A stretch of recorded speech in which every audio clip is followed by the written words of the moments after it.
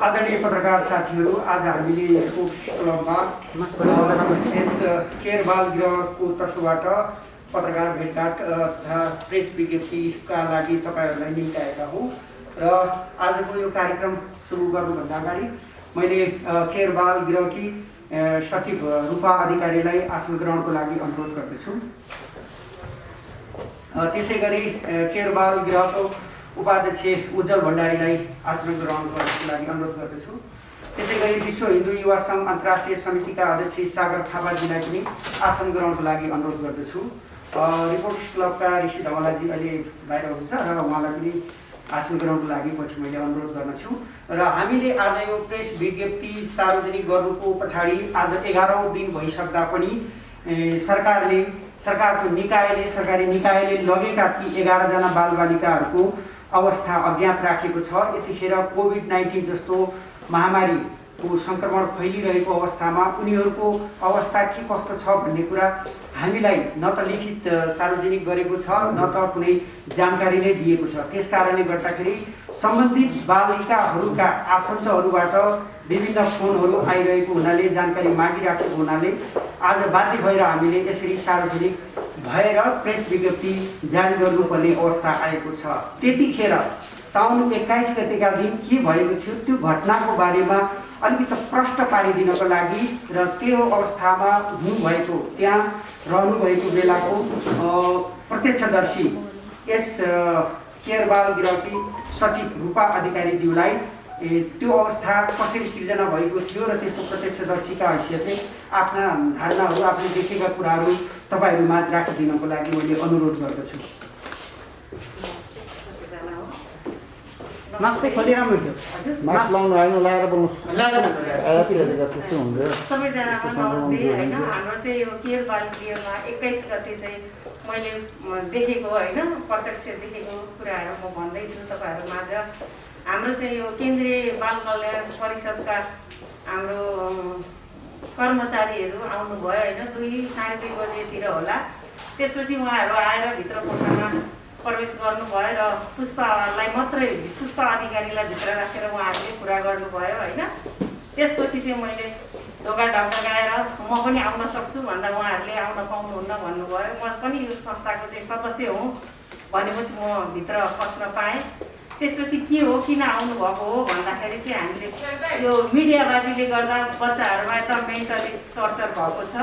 हामीले चाहिँ 1 हप्ताको लागि बच्चालाई काउन्सिलिङको लागि र छानबिनको लागि लाँदैछौँ। तपाईँहरूलाई चाहिँ हामी 1 हप्तामा फिर्ता गर्छौँ र अनि हामीले भेट्न पाउँछौँ कि पाउँदैनौँ, कुरा गर्न पाउँछौँ कि पाउँदैन भने हामी फोनमा कन्ट्याक्ट गराउँछु भन्नुभयो होइन। त्यसपछि बच्चाहरू माथि कोठामा लगेर राखेको थियो। अनि मैले चाहिँ लान पाउनुहुन्न भनेर मैले रोकेको थिएँ। त्यसमा चाहिँ पुष्पा अधिकारीले हुन्छ भनिसक्नु भयो भनेर भन्नुभयो। तर उहाँहरूले केही पनि लिखित पत्र पनि दिनु भएन हामीलाई, केही हामीलाई थाहा भएन किन लग्यो के भनेर है। त्यसपछि बच्चा नमानेको अवस्था, बच्चा एकदम रोएको छ। उहाँहरूले चाहिँ बच्चालाई जबरजस्ती तान्नु भयो होइन। त्यही पनि हामीलाई भन्नुभयो तपाईँहरूले हेल्प गरिदिनु भएन, हेल्प गर्नुहोस् भनेर। अनि हामीले बच्चालाई भन्यो जाऊ हामी लिन आउँछु भन्दा होइन हजुरहरूलाई माया छैन हाम्रो, हामीलाई त पुष्पा मामुबाट छुटाउन लागेको हो भनेर बच्चाहरूले त्यति बेला रुँदै रुँदै भने होइन। त्यसपछि अनि उहाँहरूले चाहिँ जबरजस्ती सबैले खुट्टामा एउटा चप्पल समेत लाउन नदिएर सबै कर्मचारीले एउटा गरेर बोकेर जबरजस्ती उठाएर लिएर जानुभयो। त्यसपछि आज 11 दिन भयो, आजसम्म पनि बच्चा कहाँ छ, कस्तो अवस्थामा छ भन्ने हामीलाई केही पनि जानकारी दिनुभएको छैन। र हाम्रो सबै साथीहरूले चाहिँ यो बच्चा कहाँ छ, कस्तो अवस्थामा छ भन्ने हामीलाई चाहिँ जानकारी गराउनुहुन्छ भन्ने एकदम हामी विश्वासमा छौँ। र यति मैले देखेको कुराहरू यति हो। ल यति मेरो सकियो है। धन्यवाद रूपा अधिकारीजी। यसै गरी अब यो अहिले कोरोना सङ्क्रमण छ, त्यसले गर्दाखेरि हामीले धेरै लामो कार्यक्रम राखेका छैनौँ र आफूले सार्वजनिक रूपमा बोल्नै पर्ने संस्थाको तर्फबाट भएको हुनाले यो हामीलाई चासोको विषय, तपाईँहरूलाई चासोको विषय भएको हुनाले हामीले यो सार्वजनिक गरेका छौँ। यसै विषयमा अहिलेसम्म बालबालिकालाई सार्वजनिक नगर्नु र एउटा अधिकार कर्मीको हिसाबले यो विषयमा आफ्ना धारणा राख्नको लागि विश्व हिन्दू युवा सङ्घ अन्तर्राष्ट्रिय समितिका अध्यक्ष सागर थापाज्यूलाई म अनुरोध गर्दछु। धन्यवाद। विशेषतः सबैभन्दा पहिला उपस्थित हुनुभएका केयर बालगिरेका सचिवज्यू, उपाध्यक्षज्यू र उपस्थित पत्रकार बन्धुहरू, यहाँनिर जुन साउन 21 गते केयर बालगिरेबाट जुन किसिमले अमानवीय तरिकाले बच्चाहरू उठाएर लगिसकेपछि एक किसिमको रहवासी चलेको सामाजिक सञ्जालहरूबाट हामीले देख्यौँ, विभिन्न सञ्चार माध्यमहरूले त्यसलाई महत्त्वका साथ प्रसारण गरे। अब त्यसभन्दा अगाडि के भयो भन्ने कुराले पनि अलिकति महत्त्व राख्ला। जस्तो त्यसपछि पुष्पा अधिकारीजीले सञ्चालन गरिरहेको बाल केयर सेन्टरमा जुन किसिमको देखियो, आफैमा एउटा त्रुटि थियो होला, तथापि बच्चा अथवा बालबालिका हाम्रा पनि छोराछोरी छन्, तिनले बाँच्न पाउने तिनका नैसर्गिक अधिकारमाथि जुन किसिमको हनन गरियो। बालगिरे यतिखेर बालगिरेले जसरी बाल बच्चाहरू उठाएर लगिसकेपछि खेल्नुपर्ने कदम थियो, आज 11 दिनसम्म भइसक्दा पनि जुन किसिमको अज्ञानता जहाँ देखियो, यो निश्चय नै दुःखद पक्ष हो। र यो बिचमा जसरी अब विगतमा के भयो कसो भयो भनेर भन्दा पनि आज त्यो जसले उठाएर लगेको बालबालिका अभिभावकहरू विभिन्न कोणबाट सम्पर्कमा आएको कुरा अहिले भर्खर सुन्नमा आयो। हामीले पनि त्यसलाई नजिकबाट निहालिरहेका छौँ, कानुनी पक्षमा पनि हामी सहयोग गर्छौँ भनेर प्रतिबद्धता जनाएका छौँ। मान्छेबाट त्रुटि हुन्छ, तर त्रुटि भइसकेपछि तिनलाई पहाड बनाउने होइन, अब त्यसको समाधान कताबाट खोज्नुपर्छ भन्ने नखोजिकन जस्तो किसिमको उतार चढाव बढाउने कामहरू भयो। अब देखियो हामीले यसमा धेरै कुरा नौटङ्कीहरू पनि देख्यौँ, जसरी कसैले दान दिने, दान फिर्ता लिने, बिने आदि इत्यादि क्रमहरू पनि त्यहाँ हामीले देख्यौँ। त्यस दुःखद पक्षहरूको बारेमा धेरै अब प्रश्न उठिसकेको छ। अधिकार कर्मीहरू अहिले यही विषयलाई लिएर केही सञ्चार माध्यममा कार्यरत रहेका साथीहरूका विरुद्ध सम्पत्ति शुद्धिकरण र अन्य निकायहरूमा उजुरी गरिसकेको हुनाले थप यस विषयमा मैले बोलिरहनु आवश्यकता रहेन। तथापि तपाईहरूको बीचमा यतिखेर यी बालबालिकाको खोजी गर्नुपर्ने तपाईँ सम्पूर्ण सञ्चार माध्यम सञ्चारकर्मीहरूको पनि साथ र सहयोग रहनुपर्छ। अब हामीले बुझिरहँदा पुलचोकमा भनियो, कहिले कलङ्कीमा भनियो, कहिले कहाँ, कहिले शक्ति कहाँ, के भनेर। अब शक्ति बुझ्दै जाँदा अहिले बच्चाहरूले कुनैबाट सम्पर्कमा आएका बच्चाले हामीलाई शक्ति भन्ने संस्थामा राखिएको छ, कतै बालवाटार हो कि अथवा त्यो सिंहदरबार हो कि कुन चाहिँ शक्तिमा राखिएको छ, यो बारेमा पनि प्रश्न हुनु पर्यो। र बच्चाहरूको नैसर्गिक अधिकारको पक्षमा वकालत गर्ने केन्द्रीय बाल कल्याण समिति, जिल्ला बाल कल्याण समिति अनि त्यसलाई सहयोग गर्ने नेपाल प्रहरी, विशेष गरी जसरी बच्चालाई उठाएर लग्यो मानव अधिकारको दुहाई दिएर नथाक्ने यो सरकार यतिखेर बच्चाको मानव अधिकारको प्रति किन संवेदनशील हुन सकेन? यो सरकारले यो दायित्व बोध गर्नु पर्दैन? त्यसैले पनि यो बच्चा खोज्ने क्रमको लागि हामी सबै एकमा एक भएर यो कार्यमा जुट्न सकौँ। जहाँ अहिले बाल केयर जुन सेन्टर छ, जुन कपन छ, मैले अघि पनि भने उहाँको विगतका कुराहरूसँग मलाई कुनै त्यसको बारेमा प्रश्न उठाउनेन। जसले एउटा कानुनी मान्यता छैन भनेर कुनै अभियन्ताले प्रश्न उठाइरहँदा उहाँले देखाइसक्नु भएको छ, उहाँहरू दर्ता हुनुपर्ने सबै निकायमा दर्ता हुनुभएको रहेछ, उहाँहरूले लिनुपर्ने कानुनी मान्यता लिनुभएको रहेछ। यतिसम्म कि सङ्घीय सरकार, त्यसै गरी प्रदेश सरकारका मातहतका कार्यालय मात्र नभएर स्थानीय तहबाट समेत उहाँहरूले स्वीकृति लिएर जुन बालगिरे सञ्चालन गर्नुभएको छ। त्यसैले पनि यो कुरा गम्भीर छ। यो विषयमा गम्भीर भएर हामीले यो कुरालाई उठाउन सकेनौँ भने भोलि हाम्रा बालबालिकाहरू हामीले विभिन्न तह र तबकामा विश्व हिन्दू महासङ्घ, विश्व हिन्दू युवा सङ्घ मैले भने हामीले पनि बालगिरीहरूमा प्रत्यक्ष वा अप्रत्यक्ष रूपमा हामीहरू संलग्न छौँ र भोलि हाम्रा बालबालिकाहरूको भविष्यमाथि पनि यस्तै प्रश्न उठ्न सक्छ। हेर्नुहोस्, दान दिनेले त दिए, नदिनेले त के गरे, अनि दान दिएर फर्काउनेले त फर्काए, के गरे भन्ने भावनाका साथ यसरी पैदा हुन थाल्यो भने भोलि समस्यामा समस्या थपिन्छ। त्यसैले तत्काल नेपाल सरकारले ती बालबालिकाहरू जसलाई उठाएर लगेका बालबालिका छ तुरन्त नै फिर्ता गर्ने वातावरण बनोस्। यदि यो बनिएन भने भोलि यसले लिने गम्भीर परिणामको जिम्मेवार पनि यो सरकार हुनुपर्छ। रोई कराई गरिरहेका बालबालिकाहरू, हामीलाई पुष्पा मम्मी चाहिन्छ, मामु चाहिन्छ भनेर रोई कराई गरिरहेका बालबालिकाहरूको के उनीहरूको बाध्य अधिकार छैन? के सरकारको आफ्नै रवैया हो? अब सुन्नमा आएको छ कतै भागभण्डा पो लाग्ने हो कि यहाँनिर एउटा रोग पनि छ। बालगृहमा भएका बच्चाहरूलाई अर्को बालगृहबाट जुनसुकै अवस्थामा पनि फर्काएर लाने यो प्रचलन पुरानो चलन हो। कतै त्यो भागभण्डाको शिकार यी बालबालिका हुन लागिरहेको भए खबरदार सरकार यतिखेर कानुनी रूपमा पुष्पाजीले गर्नुभएको अपराधको मात्रा जाप्ने हामीसँग कुनै यन्त्र छैन। सरकार तिमीसँग छ भने जाँच कारबाही गर, तर ती बालबालिकाहरूको नैसर्गिक अधिकारमाथि हनन गर्ने कार्य नगर। यति भन्दै यी बालबालिकालाई खोज्ने वातावरण सिर्जना गर्ने क्रममा तपाईँ सञ्चारकर्मीहरूको पनि पुनः साथमा साथ रहोस्, हातमा हात रहोस् र हामी पनि साथमा साथ रहने प्रतिबद्धता व्यक्त गर्दछु। यहाँ मेरो आफ्ना भनाइहरू सम्प्रेषण गर्ने मौका दिनुभएकोमा सबै उपस्थितहरूलाई धन्यवाद दिँदै बिदा हुन्छु। ओम।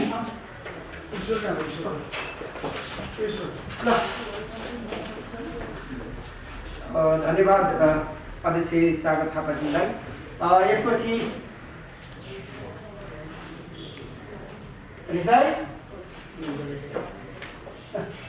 यसपछि रिपोर्टर्स क्लबका अध्यक्ष ऋषि धमलाज्यूलाई आसन ग्रहणको लागि अनुरोध गर्दछु। साथै ऋषि धमलाज्यूलाई अहिलेको यो कोभिड-19 को त्यस्तो सङ्क्रमणकालीन अवस्थामा 11 जना बालिकाहरूलाई जसरी केयर बाल गृहबाट लगिएको छ, ती बाल गृहबाट लगिएका बालिकाहरूको अवस्था के कस्तो छ भन्ने कुरा अहिलेसम्म पनि न त संस्थागत रूपमा, आधिकारिक रूपमा, सार्वजनिक रूपमा सरकारको तर्फबाट कुनै जानकारी आएको छ। हामीले पटक पटक केयर बाल गृहको तर्फबाट पनि हामीले अनुरोध गर्दाखेरि उनीहरूले सार्वजनिक गरेका छैनन्। अब हामीले नियमित रूपमा अनुगमन गर्दा रिक्वेस्ट गर्दाखेरि उहाँहरूले केही भन्न नसक्नु भएको हुनाले एउटा पत्रकारिताको माध्यमबाट यो कुरा कतिसम्म सम्भव छ या छैन र सरकारसँग अनुरोधको लागि, अपिल गर्नको लागि मैले ऋषि धमलाज्यूलाई यहाँ यो डेस्कमा निम्त्याउन चाहन्छु। आदरणीय मञ्चमा बस्ने गण्यमान्य व्यक्तित्वहरू, उपस्थित साथीहरू, पत्रकार मित्रहरू, जुन विषयवस्तुमा हामीले सार्वजनिक गर्नको लागि माग गरिएका छौँ, आजको पत्रकार सम्मेलनको उद्देश्य भनेको आयोजक मित्रले भनिसक्नु भएको छ। म एउटा सञ्चारकर्मीको नाताले ती 11 जना बालिकालाई सरकारले कहाँ राखेको छ, कहाँ छ, तथ्य सत्य बाहिर आउने कुरामा मलाई विश्वस्त पनि छु म। किन भन्दाखेरि अहिलेको अवस्थामा सरकारले चाहिँ अब कुनै सूचना नपाइकन, कुनै अनुसन्धान नगरिकन त्यसरी बालिकालाई लिएर गएको छैन। मेरो भनाइ यति हो, तथ्य सत्य बाहिर आउनु पऱ्यो, वास्तविकता के हो जनताले थाहा पाउनु पऱ्यो। मेरो राज्यसँग, सरकारसँग, विभिन्न सम्बन्धित निकायसँग मेरो आग्रह छ, अनुरोध छ, ती बालिकाहरू कहाँ हुनुहुन्छ, कसरी राख्नु भएको छ, सार्वजनिक गरेर सत्य बाहिर ल्याउँदाखेरि राम्रो हुन्छ। त्यसैले सरकारले अब बालिकालाई सुरक्षित राखेको छ जस्तो मलाई लाग्छ, किनभने सरकारको दायित्व पनि हो, जिम्मेवारी पनि हो। अब सरकारले पछिल्लो समय बालबालिका हराइरहेको अवस्था पनि छ हाम्रो देशमा। सरकारले एकदम सचेत र गम्भीर भएर कदम चाल्नु पनि पर्छ, किनभने बालबालिका हराइरहेको अवस्थामा सरकारले चाहिँ अब जुनसुकै बालगृहले बालबालिकालाई राखेको भए पनि सुरक्षित राख्नुपर्छ। बालगृहले पनि बालबालिका राख्दै सुरक्षित राख्नुपर्छ। उनीहरूलाई दुःख दिने, मानसिक तनावमा राख्ने र उनीहरूलाई बालबालिकालाई चाहिँ एकदम भित्रीदेखि नै साँच्चीकै भने अहिले मैले तपाईँहरूलाई मैले अन्यथा नसुन बालगृहहरूले पनि अब सबै कुराहरू सही गरेको छ, राम्रो गरेको छ भनेर म भन्छु। बालगृहहरूले पनि बालबालिकामाथि साँच्चीकै बेला बेला शोषण पनि गरेको छ। त्यो आएको छ, सत्य तथ्य चाहिँ बाहिर आइसकेको छ। त्यसैले गर्दाखेरि म आज 4वटा मात्रै कुरा भन्न चाहन्छु पत्रकार साथीहरू। पहिलो कुरा, 11 जना बालिका कहाँ हुनुहुन्छ, सरकारले एकदम छिटोभन्दा छिटो वास्तविकता बाहिर ल्याउनुपर्छ, मलाई विश्वास छ। दोस्रो कुरा, सरकारले ती बालिकाहरूको बारेमा राम्रोसँग हेरचाह गरेर उनीहरूलाई सुरक्षित रूपमा अवतरण गरेर राखेको छ भन्ने मैले सूचना पाएको छु।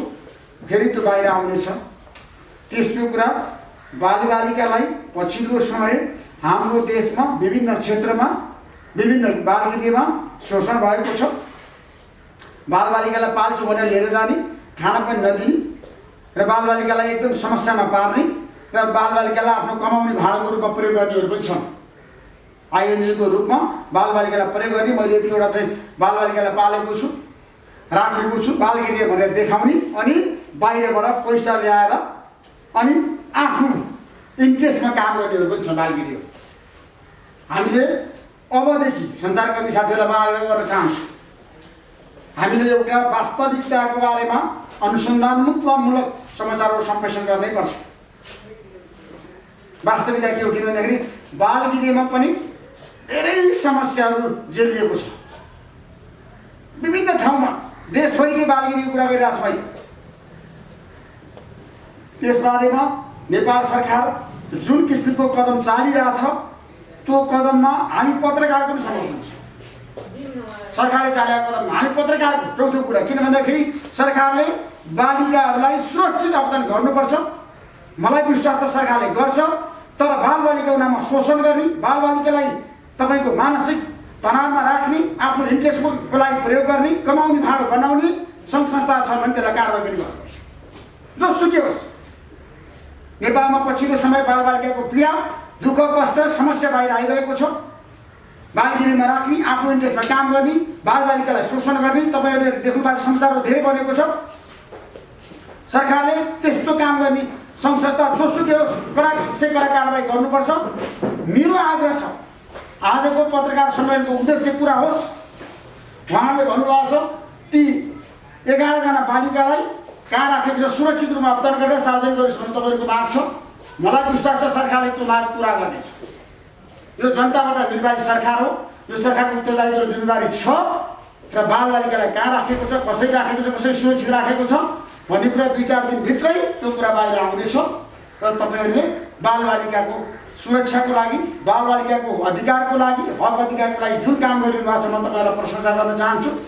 गो हेड, अगाडि बढ्नुहोस्। किन भन्दाखेरि बालबालिकालाई हामीले सुरक्षित अवधान गराउनुपर्छ। जोसुकै होस्, हाम्रो देशमा बालबालिकाको पीडाको अन्तर्कथा धेरै छ। बाबुआमाले चाहिँ साँच्चै के भने छोराछोरी जन्मिसकेपछि संरक्षण नगरेको, फालेको र उनीहरूलाई चाहिँ छ नि साँच्चै के भने नि जुन किसिमको राज्यले गर्नुपर्ने संरक्षण त तपाईँले पनि गर्नुभएको छ। कतिपयले बालबालिकालाई लगेर पालेको पनि छ, त्यो राम्रो काम पनि गरेको छ। अब सबै बालगिरीहरू गलत छ भनेर म भन्दिनँ। कतिपयले एकदम मिहिनेत गरेर, लगानी गरेर, आफ्नो दुःख सुख गरेर, मागेर, ल्याएर, खुवाएर, पढाएर शिक्षित पनि बनाएको छ बालबालिका। त्यो पनि एउटा बाटो छ। किन भन्दाखेरि समग्र रूपमा सबैलाई एउटै डोकोमा हाल्ने पक्षमा छैन। सङ्घ संस्थाहरूको बारेमा कुरा गर्दाखेरि राम्रा एकदम सक्षम जनताको पक्षमा काम गर्ने, बालबालिकाको पक्षमा काम गर्ने संस्था पनि छन्। तर पछिल्लो समय बालबालिका हराएको कुराहरू धेरै बाहिर आएको छ। बालबालिकालाई साँच्चीकै भन्ने अहिलेको अवस्थामा छ नि मानसिक तनावमा राखेर आफ्नो इन्ट्रेस्ट पुरा गर्नेहरू धेरै छन्। त्यतातिर हामी सबैले ध्यान दिनुपर्छ। बालबालिकालाई हामीले शिक्षित बनाउनुपर्छ, पढाउनुपर्छ। बालगिरीमा राख्ने अनि आफ्नो इन्ट्रेस्टमा चाहिँ देखाउने मसँग 100 जना बालबालिका छ, मसँग 50 जना छ, 25 जना छ भनेर अनि आइएनजिओ मार्फत पैसा ल्याउने अनि पैसा चाहिँ आफ्नो इन्ट्रेस्टमा प्रयोग गर्ने, खाने माइ खाने भाँडो बनाउने संस्था पनि छ। त्यसलाई हामीले बेलैमा चिनेर कारवाही गर्नुपर्छ। जोसुकै होस्, हाम्रो देशमा तपाईँहरूले राम्रोसँग समाचारहरू अध्ययन गर्नुभएको छ, समाचारहरू सम्प्रेषण गर्नुभएको छ पत्रकार साथीहरू। म के भन्न चाहन्छु भन्दाखेरि कतिपय बालबालिकालाई बाहिर लगेर बेच्नेहरू पनि छन्। त्यो खबरदार, बालबालिकालाई त्यसरी लगेर कसैले बेचेको थाहा पाइयो भने कसैलाई पनि छोडिने छैन। हामी सञ्चारकर्मीले छोड्दैनौँ। यहाँ त के छ भन्दाखेरि कुनै बालबालिका ल्याउने पाल्ने अनि कसैलाई लगेर ल तपाईँको छोरा छैन छोरी छैन लगेर पाल्नुहोस् भनेर दिने पनि छ। त्यो काम पनि भइरहेको छ, गलत काम। त्यसैले तपाईँहरूले जुनसुकै संस्थाले पनि बालबालिका ल्याइसकेपछि तपाईँको दायित्व जिम्मेवारी हो त्यसलाई सुरक्षित गर्ने, शिक्षित गर्ने, त्यसलाई सम्पन्न बनाउने। त्यसैले म प्रधानमन्त्री केपी शर्मा ओलीदेखि सबै शीर्ष नेताहरूलाई, महिला तथा बालबालिका मन्त्रीलाई पनि म आग्रह गर्न चाहन्छु, समग्र रूपमा बालबालिकाको अवस्था के छ, देशभरिको बालगिरीमा कस्तो काम भइरहेछ त्यो पनि हामीले एउटा अनुसन्धान गरौँ। हेरौँ, सरकार चुप लागेर मुद्दर्श भएर बस्न मिल्दैन। सरकारले एक्सन ओरिएन्टेड हुनुपर्छ। बालबालिकाले कसरी दुरुपयोग गरेको छ, बालबालिकाले